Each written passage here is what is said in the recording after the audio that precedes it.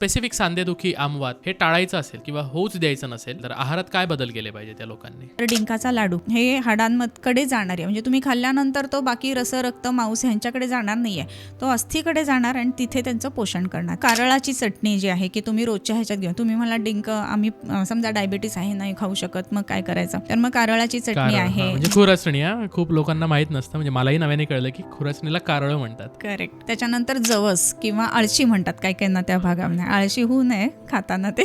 So जवसाची चटणी, ह्या गोष्टी महत्त्वाच्या आहेत की आपल्या नित्य आहारामध्ये आपण ठेवू शकतो. त्याच्याच बरोबरीनं शेवगाच्या शेंगा, ह्याच्यामध्ये सुद्धा कॅल्शियम कंटेंट जास्ती असतो, सो ते आहारामध्ये आपल्या असायला पाहिजेत. त्याच्याच बरोबरीनं वेगवेगळ्या ज्या रानभाज्या आहेत ना, त्या आपल्या आहारामध्ये असायला पाहिजेत, की आजकाल बऱ्याचशा लुप्त होत चालल्यात, परंतु आता वेगवेगळे महोत्सव लावून आपल्याला रानभाज्यांची माहिती बऱ्याचदा मिळत असते, तर ते आपल्या शरीराच्या पोषणासाठी म्हणून उपयोगी असतात. हादग्याच्या फुलांची भाजी म्हणून एक येते, तर ती सुद्धा शरीरातलं विकृत पित्त दूर करतं आणि त्याच्यामुळं हाडं दुरुस्त करण्यासाठी ते मदत करत असतं. तर असे आहार जो आहे तो आपण घ्यायला पाहिजे. त्याच्याच बरोबरीनं अळीवाचे लाडू, की जे आपण ह्याच्या बरोबरीनं किल्ल्यावर पेरून लगेच ते धान्य उगवतं म्हणून हे केलं जातं. अळीव जर बघितला तर तो पाण्यात टाकला ना, तर त्याच्यावरती एक असं म्युसिलिनेज बुळबुळीतपणा येतो, तर तो जो आहे ना, तो हाडांना एकमेकांना धरून ठेवण्यासाठी, म्हणजे जसं डिंक काम करतो ना, तशा पद्धतीनं ते काम करतं आणि म्हणून ह्या गोष्टी त्याच्यामध्ये वापरायला पाहिजेत. नॉनव्हेज खाणाऱ्यांची हाडं मजबूत असतात असं जे आम्ही ऐकतो, ते खरं आहे की ते मिथ आहे?